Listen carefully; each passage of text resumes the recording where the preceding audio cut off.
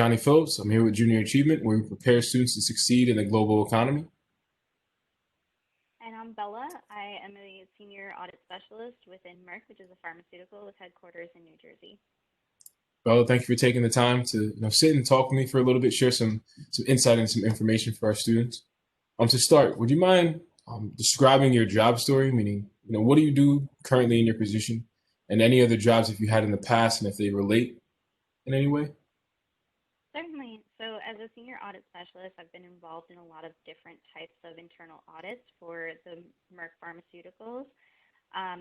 Prior to that, I was actually an external auditor, so I would, bigger picture, focus more on the financial aspect rather than things like compliance and across multiple different companies. Um, Prior to that, I had a couple of different internship experiences. So one was within a software company, actually, as an accounting intern, and then another one for a tax professional services company as a tax intern. So some different accounting experiences there. Nice. So you mentioned internships, and that's really important in terms of getting another, not even another job, a job, and going through college. So would you mind explaining or describing your education path? Or was it something you did alongside getting a degree, if you have a degree? Certainly, yes. So I went to Monmouth University and got my bachelor's in accounting. Throughout college, I did have these internships and also a couple of full-time positions at certain points. So I actually started out working at McDonald's, serving food, and then evolved into a path as a bank teller, which was a little bit more correlated to my goals.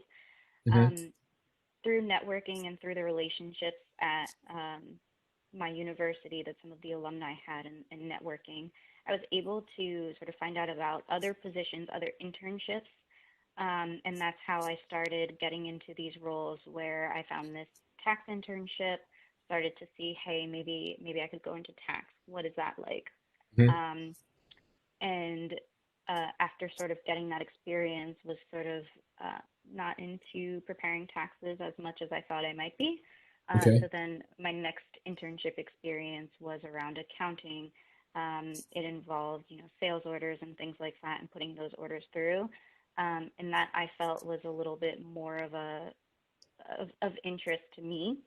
Hmm. And also, I think the culture of the company matters a lot too. So, not to go on to a different topic, but that's definitely something to consider when you're a student and you're looking for these opportunities. Stay tuned into that culture that the company has. How do they work with diverse members of the team? How do they Okay. welcome diversity into the group and things like that? Mm. Thank you for sharing that. That's really important information and stuff that we don't really think about when I'm applying to jobs and sending applications out. We have to do our research on the company as well. So to go off of that point, would you mind explaining kind of the culture that you were looking for, and why you found that to be so important for you? Definitely. So for me personally, I thought that sort of a collaborative environment, um, a company that welcomed people from all walks of life, where what mattered most was your abilities, your talent, your willingness to learn, and basically collaborate with a lot of other members of the team. I think that's the most important way to learn and to grow is through um, experiences and conversations with others. And so that was something that was very important to me. Right, feeling like you're a part of a team, and you can, like you said, learn and grow with other people. So thank you for sharing that. And Definitely. previously you mentioned networking as well. So with that, is there any sort of resources or pieces of advice you would give either a young person or your younger self on what to do and how to maybe conduct yourself in your job search? Definitely. So I think in terms of networking, you just want to have conversations, right? Whenever there's a networking event, make sure that you're doing everything you can to make yourself available. Bring your best self to that, whatever that means for you. Make sure that you're engaged, you're involved in these conversations, you have a genuine interest in what you're doing. That makes it a lot easier to have these conversations, to learn more, and to really visualize the future that you want for yourself, and see whether or not you think it's really in line with the reality, what your expectation is. So I think that those networking events, to the extent that you have access to them, are very important. Make sure when you're researching colleges, if that is a path that you want to pursue, that you are tuned into the relationships that they have, the networking that they have with other companies, and things like that. And then other things that I would sort of make sure that you are involved in. So like advice, right, that I would give to my younger self would be, as I mentioned earlier, collaboration. We rise by lifting other people, by listening to other people. So it's really important to have that collaborative spirit wherever you go. Keep that with you. The only way to make processes better, align on your testing approach, whatever your situation in your career may be, whatever that end goal is, it's always easier to get there as a team. And then I would say also, when you're first starting out, the importance of just asking questions. It may feel like you don't know the right way to frame a question. Maybe you feel like your question is not a good question, or maybe someone else had mentioned something about it and you're not sure if it may have been addressed. Ask it anyway. It's really important to get your thoughts out there. The chances are that someone else is thinking the exact same thing as you, so just voice that and make sure that it's addressed. And lastly, just making sure that you're receptive to feedback. I think early on in your career, this is imperative. This will set you apart from others, right? Your ability to ask for, retain that feedback, and most importantly, act on it.